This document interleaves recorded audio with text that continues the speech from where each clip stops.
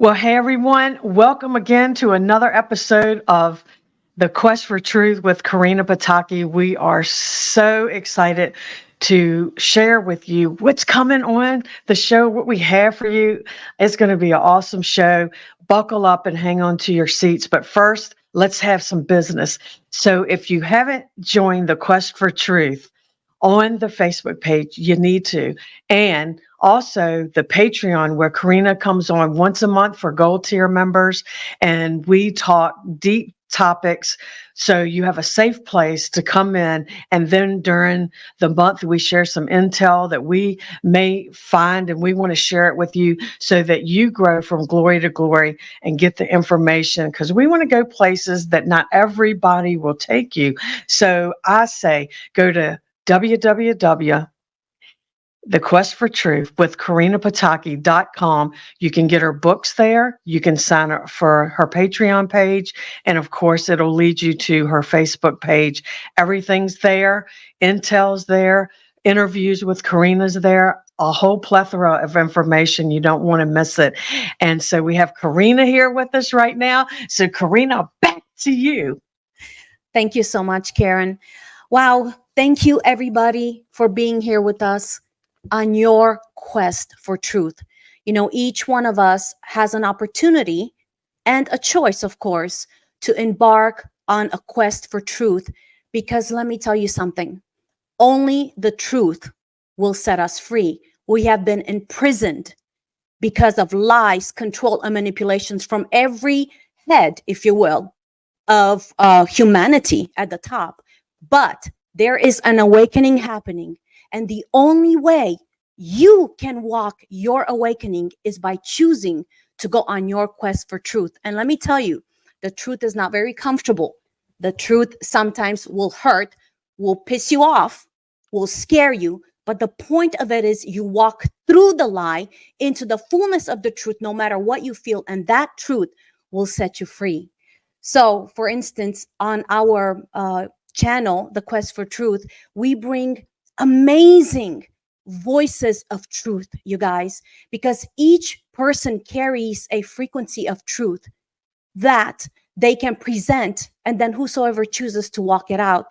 So I am so beyond, you guys, beyond privileged to have an amazing voice of truth with a phenomenal professional background, a very, very smart gift to humanity that carries truth. And before I bring her in so you guys can see her, I would like to just give you a little background of who this incredible, brilliant person is. Her name is Dr. Felicia Milian. Dr. Felicia is a Romanian physicist who has a doctorate degree in biochemical science from Mount Sinai School of Medicine of New York University. She has worked 15 years for and with Cornell University in applied computer science, applied to molecular biophysics, nanotechnology, and system biology. She is a computation scientist who applies physical knowledge and computer science to biological processes and biomedical programs. Oh my gosh. I would like to bring in Dr. Felicia. Wow. Welcome, welcome, welcome. All the way from Romania. It is such an honor to have you with us, Dr. Felicia. Oh, thank you very much, Corina, and thank you to your audience. I'm really glad we are having this dialogue. Yes, it's so, I know when I was reading your background, it is so incredible, the call that you have. It is so important because, as we're going to be discussing, you are sharing truth. You have shared truth, but with a background and knowledge to back up the truth that you have presented and that you carry. So for people that are watching us, I know that they are like, oh my gosh, all these things that she does. So we're going to break it down a little bit. For instance, what exactly did you do in your background? What is the molecular biophysical? What is that? So tell people that have no clue of what you do. Yes, I actually love doing this because although the field I researched in America, actually, most of my professional life is kind of a niche, too specialized, bringing in lots of new sciences together. I love to tell the simpler stories because that's the point of it. So what I did in my research on some of these projects was to look at the biological or non-biological processes, but mostly biological, of molecular systems like proteins, DNA, RNA, membranes, and understand their properties at this micro level, where they actually start communicating and building up the properties that we know, bringing actually together this physiology that makes us or other living beings so wonderful. And in my research, I just tried to sort of combine things from various disciplines. So when nanotechnology came up, I would say it was 2004, the first largest institute for nanotechnology opened at Cornell University, literally under my steps as I arrived there, August 2004, it just opened. So my curiosity kind of spanned to this new field, just to understand that it's actually the same, just that we are either talking about biological living systems or synthetic systems. And actually nanotechnology, of which we are hearing so much nowadays, it's a mimicry of the biological in many respects, and the sky's the limit where this innovation led. So I tried to combine them, and computer science was evolving to address deeper and deeper larger questions in these two fields. So that's what the journey was, and America was truly worth this journey. Wow. I know a lot of people, we've heard about nanotechnology. Felicia, can you explain, because as you went right into that point that I want to make, what exactly is nanotechnology? Yes, it's trying to mimic, so it does not feel synthetic. It tries to mimic, like you said, the biological, it mimics the biological aspect of who we are. But what exactly is it, and can it be used? How is it used for good, and how is it used for bad? Because I think this is what people are hearing of the nano, that it mimics and that it's been used or it's being used for bad. But there is a good aspect, right? So what is nanotechnology? Let's go from there. Right. So actually science has always walked this thin divide between good and bad. So it's always been there. It's a matter of what powers that be have access to that information. This was very much, still is, even the nanotechnology is public data. There are lots of patents. I would say there might be thousands of patents on nanotechnology of industrial, of medical use, just in the USPTO, the database for patents in America and obviously worldwide.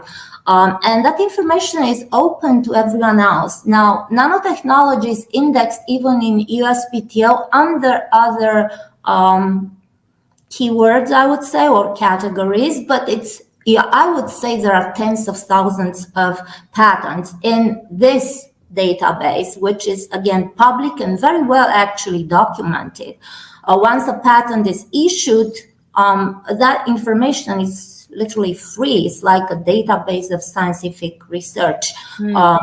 And so again, the divide is obviously very thin, and the quest for nanotechnology in this synthetic manner, but looking for its utility in our everyday life, not just medical, not cosmetic, not necessarily industrial. And literally, the first time I worked on a project that involved nanotechnology, actually some synthetic compounds were used to optimize the processing of solar energy. It was literally for batteries themselves. That was, we're talking about maybe 15 years ago.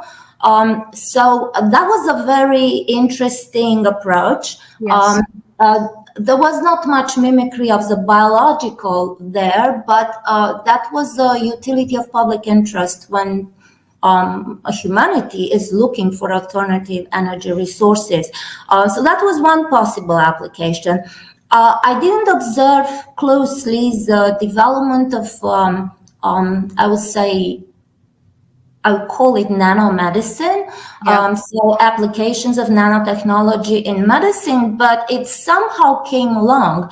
And as a matter of fact, I learned along this road about things that are familiar to us. So we're talking about regenerative biology, which actually leads directly to synthetic biology.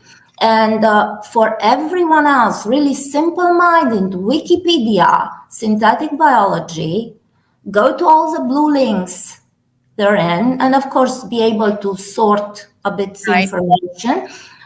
You will see that this is a huge field in which synthetic biology implies synthetic cells, synthetic DNA, synthetic chromosomes, synthetic genes. So we are talking about a mimicry at the level of life, of the code of life. And what are exactly the implications are there to explore. I'm definitely not a specialist, but I see a very deep mimicry of the biological in this respect. Some people talk even about the possible or an intentional fusion of even synthetic genetics with the biological genetics. And that is, it's a hard information to process. Yes. I have to admit, because there are so many unknowns in the biological genetics we know. Yeah. And in the biological genetics that grows by every day, literally every second, every day, the specialists in the field find themselves in a new world of genetics. Things are changing very fast. It's a lot of investment. And then the information is coming from other fields of sciences. It's not just genetics, not just molecular biology. So this intentional mix of synthetics and biological at genetic level is, I think, something too much, maybe too deep. And at the other side, so we're talking about the genetics which codes for life or for the structure, for the system itself. Then you have actually the structure level itself. There are lots of nanotechnology used for structural levels, literally like structure blocks. Okay. And that can be applied for regenerating tissue, for example. So it's a different level already, in which you have more something closer to what implants are. For example, and that's a structural level. What I think it's more in the unknown. Largely in the unknown, is a hybridization of the genetics. Okay. Now, the implant part and the structural part of it has been around for a while, but it has its many challenges. But it's a subject that people are more, and science is more accustomed to. While the hybrid genetics, it's hard. It's hard to comprehend, actually. Can you give an example of what a hybrid genetics could be? What it could be, because so synthetic biology, I know it's a whole entire field.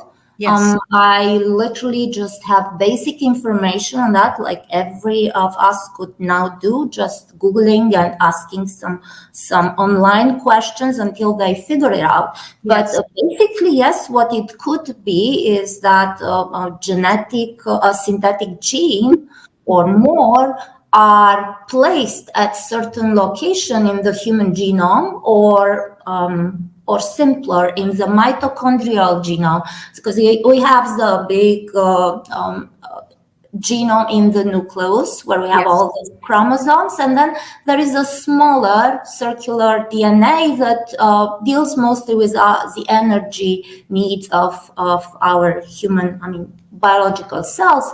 And insertions in the mitochondrial DNA could be actually more feasible from a technological point of view.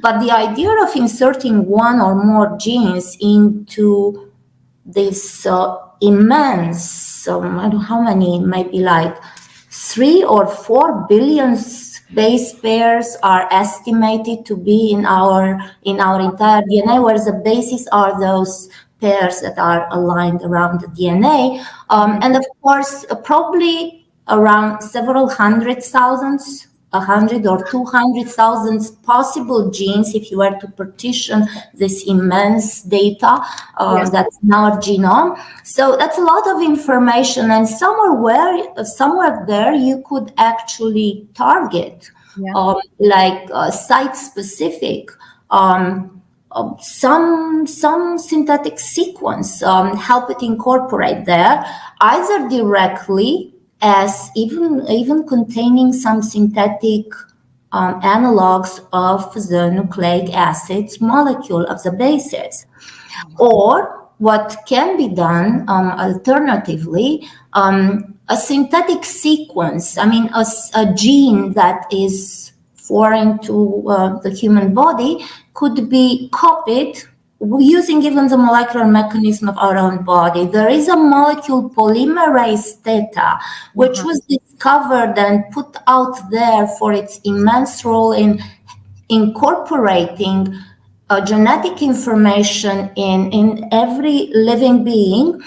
This was a paper that came out just in June 2021. Exactly in the middle of the pandemics, and it's a huge shift, which I didn't see it very much echoed in the scientific literature or otherwise. This polymerase theta is something we have. It's an endogenous, it's present there, and what it's doing, it's working between messenger RNA and our DNA. Okay. It's been known for some time, but in June 2021, this paper from Thomas Jefferson University, a group, Pomeranz and others, came out with this very simple experiment. They put together polymerase theta and reverse transcriptase, known from even the HIV years, so about 40, 50 years, that it helps incorporate new genetic information in the human genome. That's why HIV is not, it cannot be cured. It's already an insertion, a modification in our genome.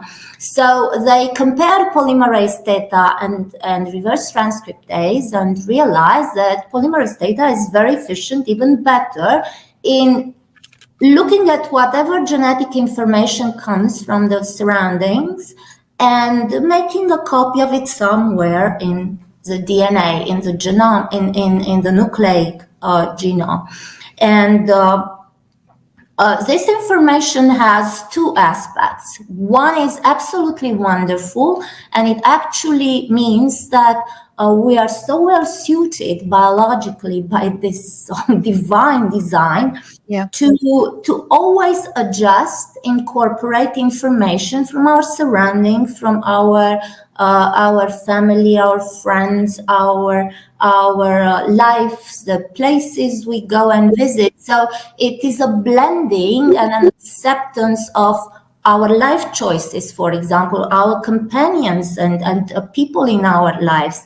So this is actually wonderful. Yes. The religious communion that even the Orthodox Church in Romania is also observing, it's a way of very much sharing some even genetic or it may be more information amongst in the cohort, in the community itself. Mm-hmm. So that's what polymerase theta does in a natural way. It's a way of evolving and adapting to our ecosystem. And I think it's wonderful. Yeah. Yes. On the other hand, we have the other aspect in which like the mRNA vaccines or other procedures of bringing in non-human or synthetically generated genes or genetic information as mRNA, they can be taken even by our polymerase theta and copied inside our DNA. But this is an artificially generated sequence. Mm-hmm. Or it's a treatment, or it's, in this case, it was called an mRNA vaccine. But this can come through other sources. Yes. I would just add this on, although I'm definitely not informed more on the subject, but about 7-8 years ago, I read, and it's easily Googleable, Rice with Human Genes. Everyone can go and find that scientific paper. It's a science paper which generated a lot of talk in America, worldwide. That was a crop of rice engineered with human genes to resist to heat and weather conditions, something like that. But just the idea of having human genes as a GMO food was way too much, and the public opinion actually exploded, and that's actually how I found this information, not by searching the scientific literature. So what I'm saying is that there is another avenue by which what is actually genetic engineering has evolved in time, and it's coming through other sources. It doesn't have to be a vaccine injectable. It doesn't have to be a respiratory vaccine, which is very much as efficient and can be applied many times as an injectable one, but it can come through other sources, including maybe our food. So I'm not sure how that rice research continued, but one can assume that it's another avenue of this bioengineering. So that's how it comes together with its one side and the reverse, even when it comes to blending genetic information. So in a sense, what they're trying to do is, correct me if I'm wrong, rewrite the human gene, the code, right? They're trying to infiltrate something synthetic to change the makeup. Is that what they're in essence doing? Yes, and I would call it more artificial, because it's not necessarily or maybe the insertion of a genetic sequence, of a synthetic sequence itself, or even the DNA bases are modified, but somehow still incorporated. That is actually huge, but very, very feasible technologically.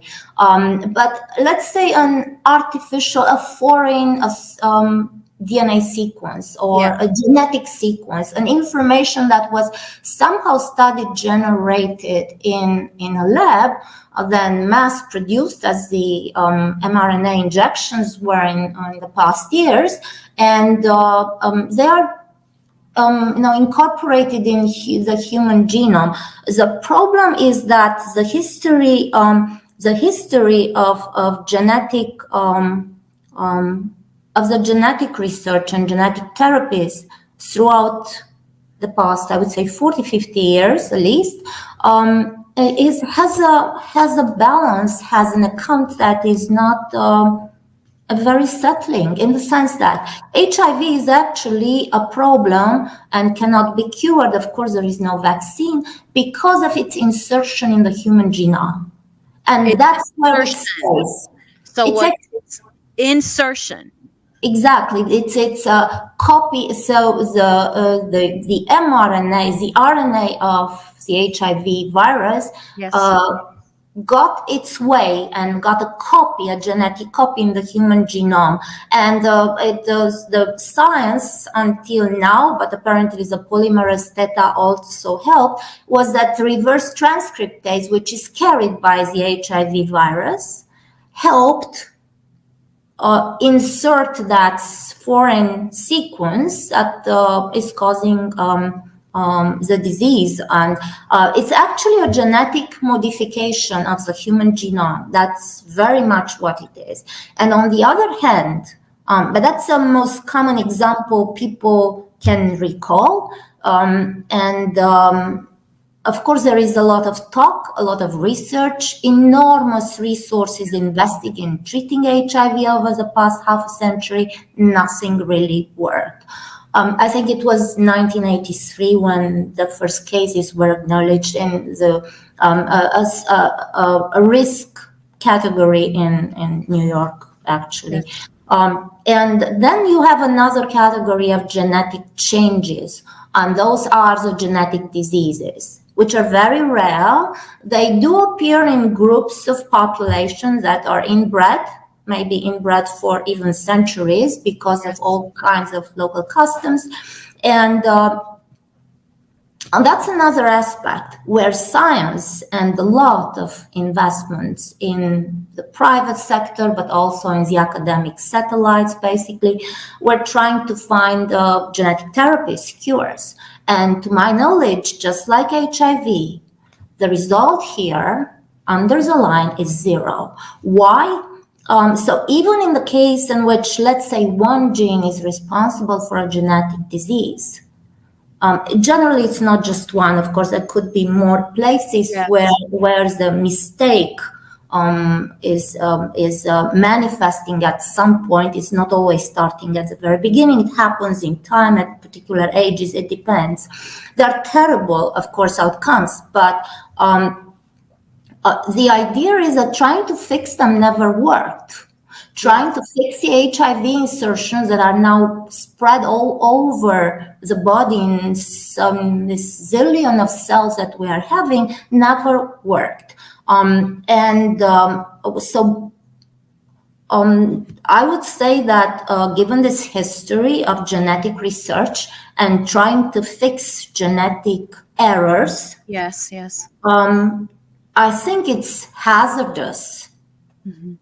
What we all witnessed in the past years, where mRNA vaccines are pushed as high-end and very efficient technology, when in fact a history of half a century of modern research in genetics showed the opposite, literally zero level. There are I would just want to add here, because scientists generally don't look at it this way. They hope that animal models or multiple clinical trials and trying other genetic therapies down the pipeline would eventually work. There could be another just simply logical reason for which genetic therapies might not work, meaning let's assume an organism that's born with a genetic error, manifested at, 7 years or 10 years or 20. The genetic error is there. The organism is still functioning somehow because we do have copies of our genes, but there is a point when a disease is triggered. In some diseases even earlier, so those are terrible cases, obviously. But what happens is the organism of this, the organism adapts itself. It's an infinite combination of molecular genetics and molecular biology that's going on here to sustain life, even for this organism that does have an error somewhere in its genetics. So for some time, until the disease actually erupts, that organism found way, in many ways, you can think of it like a cipher with so infinite ways of combining. It found ways to sustain life even in this organism. And then what do you do with your genetic therapy? Assuming you succeeded, you had great results on animal studies, even on primates, even in some clinical trials, because disease have different levels of aggravation. What do? You come to such an organism and you are trying to fix that exact gene or those 2, 3, 10 genes you know exactly are the problem, and they are indeed the problem. But what do you do then? When you fix, let's say, all of them, and you know those are the problem, you end up messing up all the rest. And it's not just the genes in the DNA, in all the chromosomes, it's all the biological processes that involve proteins, enzymes that come and talk to the DNA and ensure a physiology for that particular body. So you all of a sudden swipe up all that adaptation of some years maybe by which that organ is trying to live. Now, the hope is that presumably it will adapt even to these changes, but is that a logical way of fixing this? That's definitely not clear. And I'm sure there are alternate therapies now that are addressing this. But what concerns me is the connectivity, the infinite ways in which these molecular processes are functioning. And it's not like I fix this, I give this mRNA and I fix a problem. That's impossible. It's a puzzle that's interconnected in infinite ways and adaptive all the time. So I think that's a logical flaw, plus the fact that animal studies, although for close genetics, with rats or even primates, they are not really relevant for humans. They don't always work. They might work for a pill or another, but that's a different kind of pharmaceutical product, while genetic therapies cannot quite be extrapolated or to humans, directly applied to humans. So that's another logical flaw in my mind here, and that's probably one of the reasons this never work. While clinical trials obviously involve people subjected to those therapies, so that's a whole entire process. So it's a complicated matter because of what I call it's an interconnectivity of basically all aspects of this molecular biology made of proteins, DNA, RNA, and all this flux that finally makes us who we are. Wow, it's wow. I mean, you're revealing so much, and I know that what has gone on in the last few years. You have been a very powerful voice, Dr. Felicia, in the things that have gone on in the past few years. In 2020, you were a very bold voice of truth on the national television stations throughout in Romania, just speaking the truth of what was happening, trying to wake people up to their choices that they've had. And you have done this wonderfully. And even now, you are a voice of truth. But I love because you are presenting truth right now from a different viewpoint, if you will. Once you were there to warn people, but now you're shifting. And I love it because you and I discussed some things last night. I love that when you were speaking to me, you said, Corina, I want people to understand that when they focus and they fall in on their programming by focusing on what they're always doing evil, they are actually then helping them. And this is parallel for what I've been saying so much, is stop looking at the negative. You see it, you know what it is, then get away from it and look at the opposite. Because what happens is what you said last night, but from your professional background. I'm talking from a spiritual background, but you have incorporated, and this is what I want us to talk from a professional background. So in other words, what I've been saying is whatever you look to multiplies. Whatever you look to becomes the source of the supply by which you will begin to live. And when you and I were talking last night, you said, Corina, I want to speak to the human consciousness and the power and the the amazing way that we are as beings, these incredible beings. So I want us to shift now from this truth that you're bringing about the empowerment that we have and how science is proving how wonderful we are. So let's talk about that. Let's share with our audience now the power of the collective, our collective mind unifying from your background again. And we're not talking about woo-woo stuff. We're talking about scientific background. Share with our viewers how powerful that is and what actually happens when we engage in our consciousness in one. Talk to us about that, Dr. Felicia, please. Yes, that's I truly love the way you are blending this discussion. So from the biological and understanding these intricacies that are literally impossible to ever be deciphered, especially that we each of us are unique ciphers, and we are changing all the time. Yes. Our versions are changing all the time. So it's not just one cipher, everything is evolving. So that's a biological part, comes from the genetics. It's obviously reflected in the biological we are. And then there is the spiritual part, the consciousness, the collective intelligence, the individual intelligence, how we want to call it. And just want to acknowledge that you sort of set the line between what were the years of the pandemics in which the discourse and the fight was literally different, starting with the beginning of 2020. That was a quest to telling people the truth and trying to avoid any medical abuses or mistakes. Or when the vaccines came in December 2020, the problem escalated.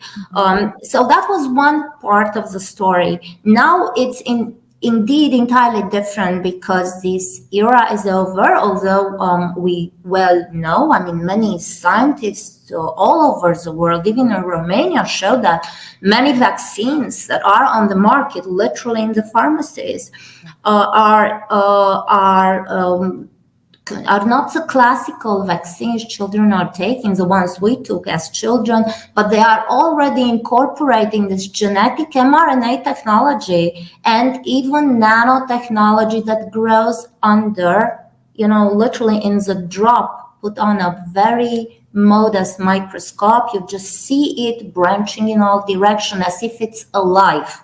And everyone can see this. Everyone can go to the pharmacy and buy vaccines.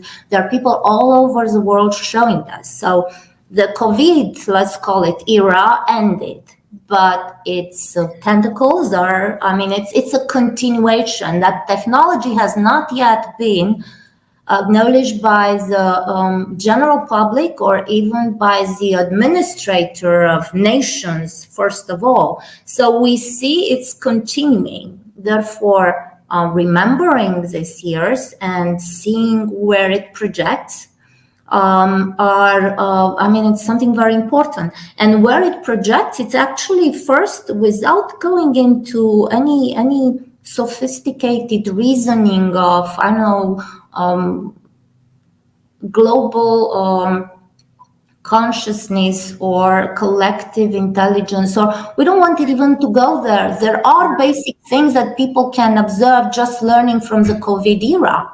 Literally hands-on practical things. Yeah. Why do we now there are so many reports about the effects of the COVID vaccine, so there's absolutely no doubt what we are talking about. For anyone else, it's just a Google away and these are official studies of governments all over the world, official institution, official reports.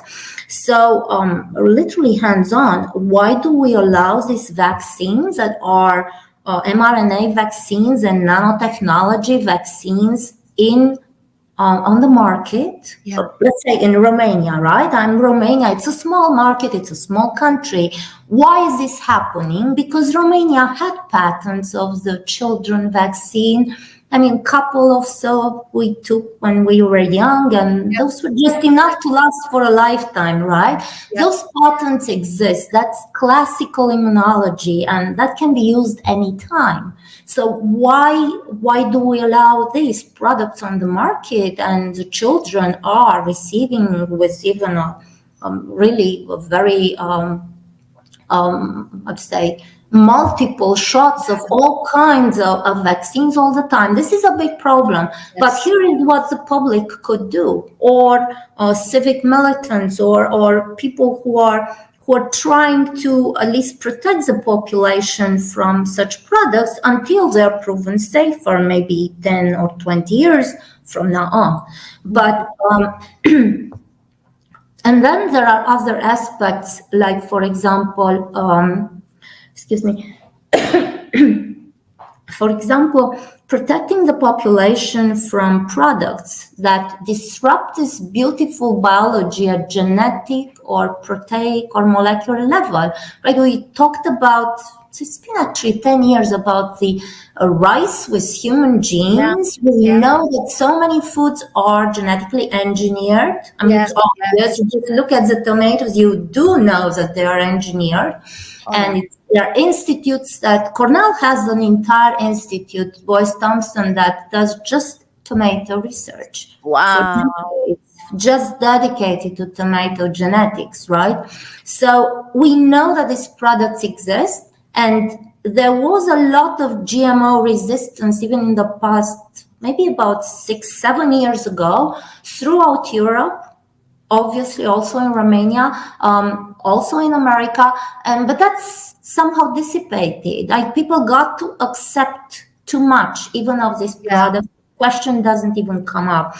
So here is what, or literally hands-on, the population, more educated people, or people who are able to act in a civic manner with impact at local or national level, could do, literally protect the population from these products until the science is hard rock solid and proven for decades ago, because we are talking about generational changes.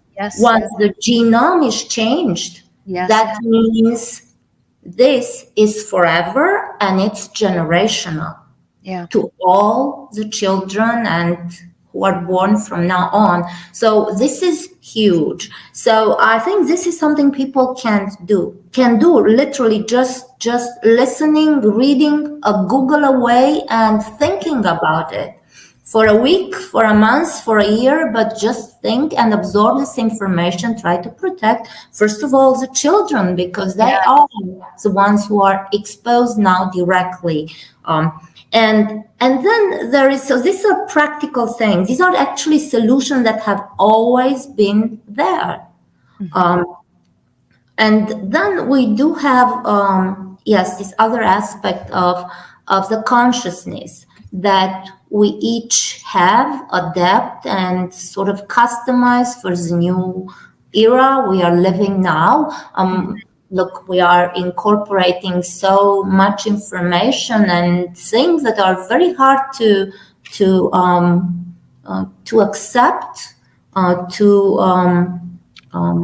to use, to motivate people. So it's we are changing all the time, and at the same time, there is this aspect of the collective thinking, collective phenomena by which you and I are talking now. You. And then I, by myself, we thought about things separately. We now talk together. Karen is at the other end. Others are listening. And there is kind of collective knowledge and consciousness, we could say, of us who are now having this dialogue or listening to it or processing, thinking further about this information that somehow finds its way in shaping every step we do from now on ahead. And that comes to aspects of what people call collective consciousness, collective intelligence, and it comes to this level of consciousness of not only mental processes. It's actually more than thoughts. It's more than the brain would generate. It's our feelings, our fields, our words, our the images we're seeing in front of us, basically everything, our emotions all the time. So saying consciousness means actually much more. It's everything we are, everything we generate, everything we interact with. While this seems to be more of elusive concept, like of course invisible, just present, and we cannot say we feel it because it's not hot, it's not bright, you just have a feeling it's somewhere there. But actually there is a lot of science underlying this concept of collective, let's call it collective consciousness. Yes. And then implies everything else. And it's actually a very biological basis for this. I think I would start this way with an information that we shared in discussing the topic of today's show. And that is this TED Talk. So TED Ideas Were Spreading 2014, Robert Knight, like something like that, right? Robert Knight, about the microbiome. Microbiome, actually the title of the talk is How Our Microbes Make Us Who We Are, but it's about the microbiome. Robert Knight, TED Talk 2014, comes out right away on Google. This is a brilliant TED Talk, which is spotted right away in 2014. And for me, who literally made the passion, I always liked biophysics, whatever that was meant to be, because I didn't know that in earlier years. I don't know even now exactly how broad it can go. But for me, this was like, wow, Eureka. I have to look at things differently. I know so many puzzle pieces, but I don't understand even little parts of the puzzle, let alone the whole puzzle. And what Robert Knight says in it's like 15, 20 minutes TED Talk, which I listened to over and over again. I recommended it a few hundred times, even sometimes even wrote it down on a piece of paper for young people I was talking to, or just like that. I consider it a reference talk, and it includes very interesting and at the same time challenging information, because what it shows, it's exactly what the title says, how our microbes make us who we are. And at some point during his talk, there is there are two infograms showing the human body in black and then in red, the part that is fully human or authentically human in us. And the two infograms stand for the cellular information. I mean, like literally the cells we are made of. And the other part for the genetic components, and the structural and the genetic components. And the findings which stand to this very day, everyone can go to Robert Knight's page. He's now has been since 2015, actually, recruited to UCSD. He's literally one of the most brilliant in the field and formed many groups, other groups and disciples throughout the world. You'll find the same information. I checked probably last year his page again. I even opened a dialogue with him in the pandemics. I was interested in some other kind of information, but here it stands. What the two infograms are showing, and that's kind of the conclusion, is that we as humans are actually 90% built of microorganisms. And microorganisms means bacteria, viruses, fungi. And I know there are many other very cumbersome names of all kinds of other microorganisms that they don't live with us. It's not a symbiotic living. I mean, it's like we are not just the host, we are made of them. And that is huge. Wow.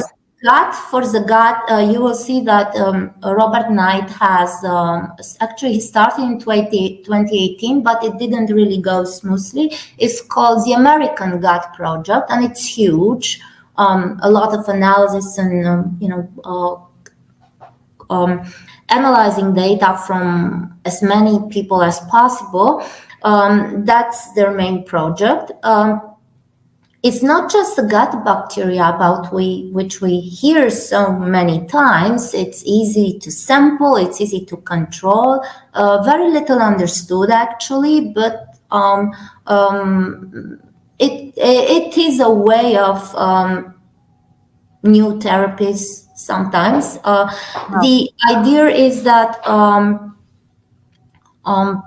so we are basically entirely built of microorganisms, 90% of our flesh, right? Our biological structure. And when it comes to the genetics, it is just 1% of our DNA that makes us truly human. I mean, you can think of this mix, right? Like a mold of zillions of microorganisms, types, colony by colony of microorganisms, who are assembled in organs already. I mean, it's also an evolutionary viewpoint here. I mean, it's kind of easy to understand. Mitochondria is the easiest one to understand because we know it's been an organelle and it's been living on its own before we got it as an organelle. But other organs somehow formed in time. And in all this, you put that 1% of genetic information, and that distinguishes us from all other living species and from among us, even within a family. It is 1% of our DNA. I think this information is mind-blowing from many points of view, when it can be looked at from literally any possible angle. And it's not something that science dared to look at frontally, because it has implications all over the place. But what the side that I see here, I really like to look at the bright side every time I get a chance. I mean, as scientists, we always wanted to do the best. We hope that our research goes for good and for the good of many, even if it's just a little piece in the whole process or product, final product, if any.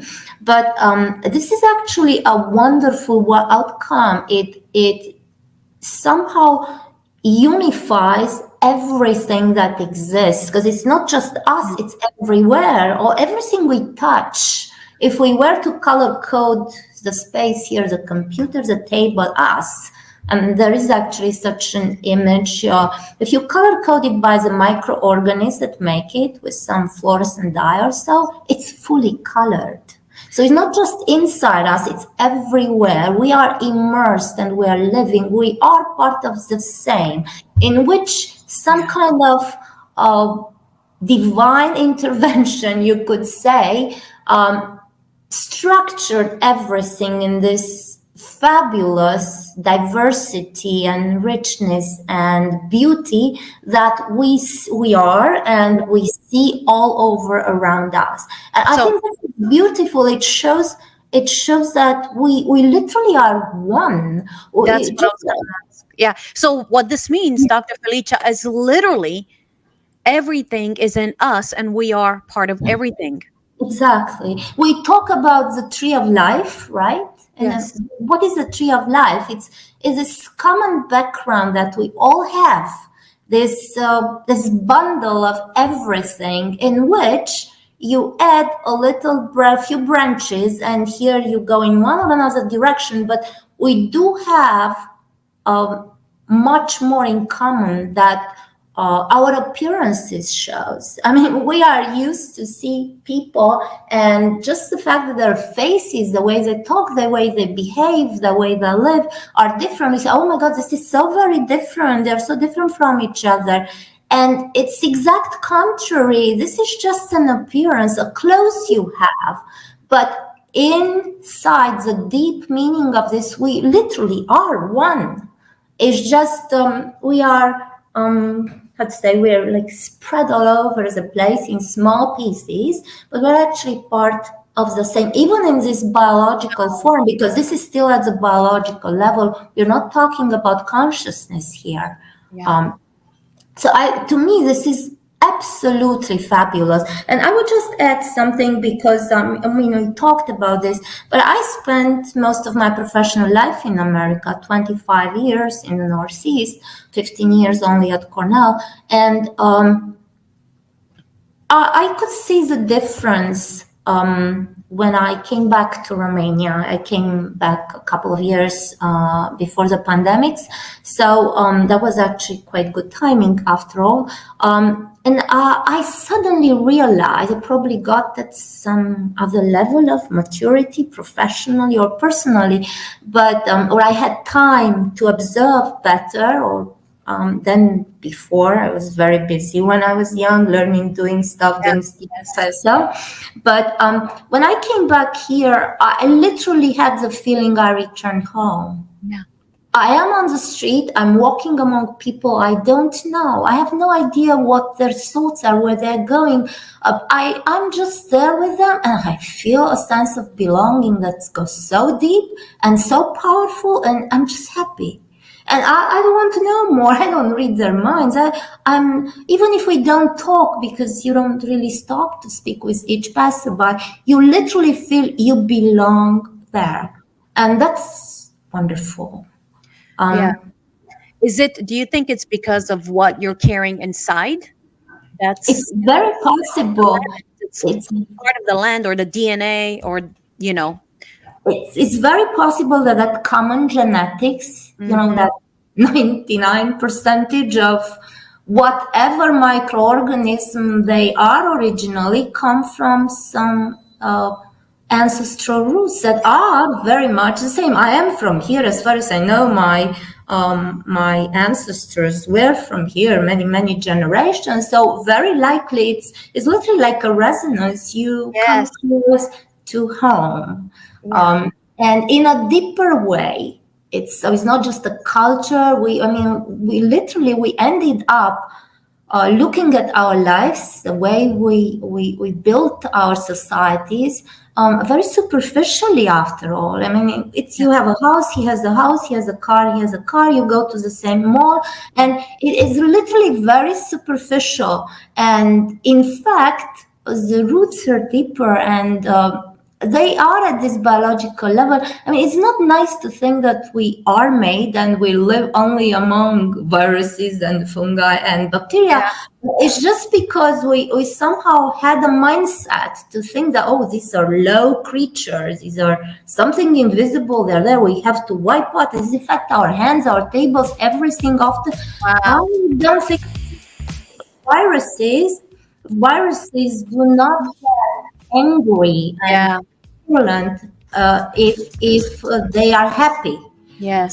There is actually a book, Viruses, Friends or Foes, written by a lady who, her name, but Viruses, Friends or Foes, in Googling it, it's literally saying this: viruses are not necessarily violent. They can get angry and sicken the person and try to spread and cause a larger disease or even a pandemic, only if there is something that perturbs their ecosystem. They are looking for ways out, and the ways out are generally the exits of our bodies. So it's a respiratory disease. It's the easiest way for viruses to go and find a better host where they are not challenged somehow, and the lifestyle, it's better, not stressful, not toxic. So it's friends or foes. The same is with other microorganisms. So yeah, that still comes to the biological, which brings up actually much more about the collective mind we didn't really So get. we are so powerful. We are so, oh my goodness, Dr. Felicia, thank you so much for being with us. We're going to have you back because there's so much more to discuss. But if you guys understood what she was, or caught the importance of the message that she's bringing, she is at the end of it sharing with us how important and powerful we are, how incredible our makeup is, that we're not, an island of our own, but everything is in us and we are part of everything, because it's about unifying in everything that persists and pertains to life, to love. Love unites, hate divides, you guys. And even in this time, these times that we have kind of talked about, with the pandemic and everything we faced and everything else we will continue to face, we can overcome it. Here is a doctor that has spoken to us and showed us the proof. There is proof. There is scientific proof behind the power of the intelligence of our spirit, our being, our cognitive abilities. All in all, we are mighty and powerful. So no matter what we're going to face, we can face it together. And remember how powerful you are. Remember that you are not alone. You are part of a magnificent, woven tapestry of beauty and power. And with that knowledge, you guys, hear me, we can conquer anything, because that's how powerful we are. So we thank you all for being with us. Thank you, Dr. Felicia, for being here with us. We will love to have you back, just to share more truth with us. Thank you very much to you all. Thank you. Wonderful. So thank you, guys. Thank you for being with us. If you're interested, we have a gold tier and Patreons. We're going to go now to the session of Can You Handle the Truth, with Dr. Felicia, where she's going to share just a little bit more of deeper things. We love you guys. We bless you. We hope you have enjoyed this. And if you have enjoyed it, please subscribe, like, and share our videos. We love you. Remember who you are. Bye-bye. Goodbye.